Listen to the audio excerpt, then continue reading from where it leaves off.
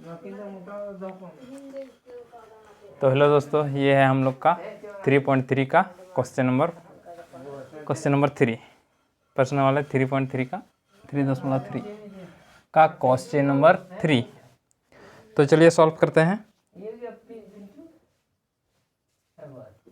हमारे पास क्वेश्चन दिया गया है 3 संख्याओं के घनों का योग इतना है। यदि संख्या का अनुपात इस प्रकार है तो हमें ज्ञात करना है संख्या क्या है। तो चलिए सबसे पहले हम लोग मान लेंगे इस संख्याओं का सर्वगुणनखंड। माना तीनों संख्याओं का सर्वगुणनखंड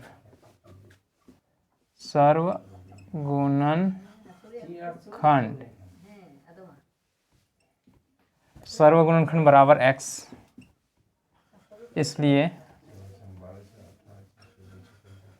हम लोग क्या कर सकते हैं, 2 यानी कि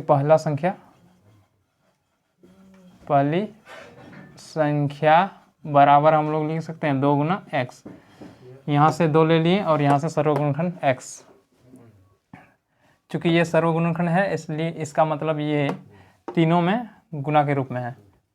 तो हम लोग क्या करेंगे, 2x बन जाएगा और दूसरी संख्या बराबर क्या होगा, वहाँ से 3 और गुना में सर्वगुणनखंड यानी कि x बराबर 3x। उसी प्रकार हम लोग लिख सकते हैं और कितना, तीसरी संख्या बराबर क्या होगा, 4 गुना x यानी कि 4x। तो ये आ गया हम लोग के संख्या। ये किस में है, वेरिएबल के रूप में है। अब हम लोग वेरिएबल का मान निकालेंगे, मतलब x का मान निकालेंगे और वहाँ पुट कर देंगे इसमें और ये वाला संख्या आ जाएगी। तो हमारे पास है ये क्या है, यहाँ लिख सकते हैं प्रश्न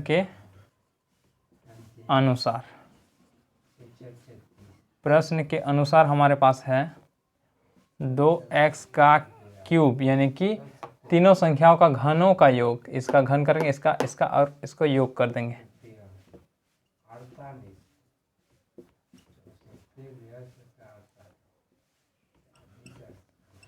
तीनों संख्या के घनों का योग बराबर है 0.334125। हो गया, ये 4 है। अब हम लोग क्यूब को तोड़ देंगे तो हमारे पास आएगा 8x क्यूब प्लस यहाँ आएगा 27x क्यूब, यहाँ आएगा 4 4 16 16 4 64x क्यूब बराबर 0.334125। हो गया। अब हम लोग क्या यहाँ हम लोग क्या किए, 2 और x क्यूब यानी कि 2x गुना 2x गुना 2x, 2 गुना 2 गुना 2 कितना होता है, 2 दूनी 4 4 दूनी 8 आ गया। x को x के साथ गुना करेंगे x स्क्वायर, x को फिर स्क्वायर को x के साथ गुना करेंगे तो x क्यूब। उसी प्रकार ये वाला आ गया, ये वाला आ गया और ये वाला है। चलिए यहाँ तक तो हो गया। अब हम लोग क्या करते हैं, इसको जोड़ते हैं, जोड़ करते हैं 7 4 11 और यहाँ 8 कर और 8 19, हाथ में रहा 1, 2 और 6 कितना हुआ 8 और 1 था 99 आ गया। यहाँ x क्यूब, सब में x है, x क्यूब सब में x क्यूब है इसलिए x। चलिए अब हम लोग इस साइड पे आते हैं। इस साइड भी क्या करेंगे, हम लोग दशमलव को हटा देते हैं। दशमलव को हटाएंगे तो दशमलव के बाद कितनी संख्या है, 1 2 3 4 5 6 संख्या है। तो हम लोग क्या करेंगे, 3 3 4 1 2 5, नीचे में 1 0 0 0 0 0 0 यानी कि 6 0। दशमलव के बाद कितनी संख्या, 6 संख्या, तो इसलिए 1 लगा के 6 0। अब हम लोग क्या करते हैं, दोनों तरफ 99 से भाग देते हैं। दोनों तरफ मतलब इस साइड भी बराबर के इस साइड भी और बराबर के इस साइड भी 99 से। तो हमारे पास आएगा 99 और नीचे में गुना हो जाएगा क्योंकि भाग दे रहे हैं इससे 60 हो गया। अब हम लोग इसका गुणनखंड निकालते हैं। उसके बाद ये तो कट जाएगा, उसके बाद यहाँ देखेंगे कटेगा या नहीं कटेगा। 33 4 1 2 5 देख लेते हैं 5 से। 5 6 30, 5 6 30, 5 8 40, 5 दूनी 10, 5 25, 5 1 5, 5 3 15, यहाँ कितना बचा 3 3 है 1, 5 3 15, फिर यहाँ बचेगा 3, 5 6 30, यहाँ कितना बचा 2, 5 25, ये आ गया। अब हम लोग देखते हैं 3 से नहीं 5 से।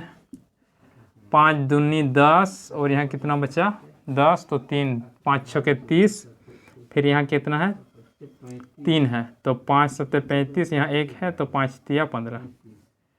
फिर हम लोग को जाना है 3 से। 3 8 24, यहाँ 2, 3 9 27, 3 1 3।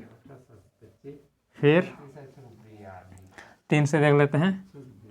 3 दूनी 6, 3 दूनी 6 आता है, यहाँ 2 बचेगा, 3 9 27, 3 9 27, फिर 3 7 21 होता है। अब हम लोग देखेंगे 3 से। 3 9 27, तो यहाँ बचेगा फिर 3 9 27, 3 9 27, 3 9 27, 99 आ गया। इतना तक ही जाएंगे। अब हम लोग 99 और 99 को काटने वाले हैं।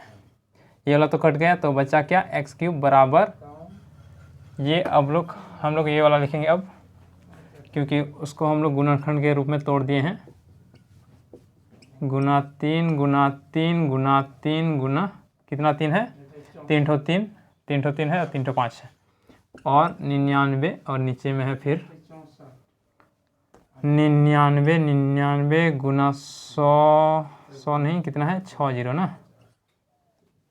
ठीक है, ये और ये कट गया, तो हमारे पास बचा क्या, यहाँ लिखते हैं। हमारे पास अब है x³ बराबर 5 का क्यूब गुना 3 का क्यूब, और नीचे में फिर इसको हम लोग कैसे तोड़ सकते हैं। कितना जीरो है 60, तो 60 को हम लोग लिख सकते हैं 10 गुना 10 गुना 10 गुना 10 गुना 10 गुना 10, 10 गुना 10 गुना 10 गुना 10, कितना जीरो है 60, इसके लिए 10 6 10 गुना में हो जाएगा। और इसको हम लोग लिख सकते हैं 10 का क्यूब 3 ठो 10 एक बार में, और फिर ये 3 ठो 10 एक बार में, ऐसे लिख सकते हैं। और यही वाला यहाँ लिखने वाले हैं 10 का क्यूब गुना 10 का क्यूब। अब क्या करते हैं हम लोग, दोनों तरफ क्यूब रूट ले लेते हैं। ये क्यूब रूट आ गया, क्यूब रूट, तो इसमें भी लगेगा क्यूब रूट, और इसमें भी दोनों तरफ, चूँकि हम लोग क्यूब रूट लिए हैं, दोनों तरफ क्यूब रूट लिए हैं। अब यहाँ क्यूब और क्यूब रूट कट जाएगा, तो बचा x, और इस साइड इस बार नहीं कटेंगे, इस बार नहीं काटेंगे, तो हमारे पास आएगा 5 गुना 3 का क्यूब, और नीचे में फिर क्यूब रूट 10 गुना 10 का होल क्यूब। अब क्यूब और क्यूब रूट कट गया, तो हमारे पास बचा x बराबर यहाँ से 5 गुना 3 और नीचे में 10 गुना 10, यानी कि x बराबर ऊपर में 15 और नीचे में 10 गुना 10 यानी 100 हो गया। अब हम लोग क्या करते हैं, जैसे पहले हम लोग दशमलव हटाए थे उसी प्रकार अब हम लोग क्या करेंगे, दशमलव लगाएंगे।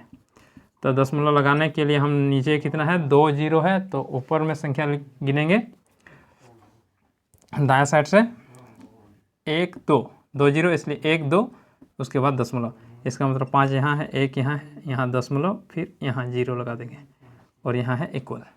तो ये आ गया हम लोग का आंसर। क्या आया, सॉरी एक्स आंसर नहीं लिखेंगे, हम लोग कुछ और बना रहे हैं। क्या बना रहे थे, x का मान तो निकल गया, सर्वगुणनखंड निकल गया, इसलिए हम लोग लिख सकते हैं, इसलिए पहली संख्या पहली संख्या बराबर कितना होगा 2 गुना 0.15, 2 गुना 0.15 और इसको गुना करेंगे तो हमें मिलेगा 0.30 यानी कि 0.3। दशमलव के बाद यदि कोई संख्या के बाद 0 है, लास्ट दाएं तरफ से 0 है तो उस 0 को हम लोग नहीं लिखेंगे भी तो भी चलेगा। उसके बाद दूसरी संख्या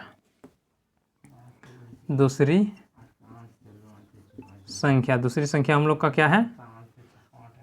दूसरी संख्या हम लोग का क्या है?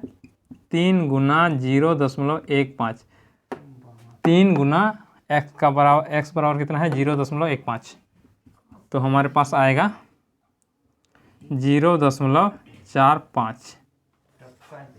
और तीसरी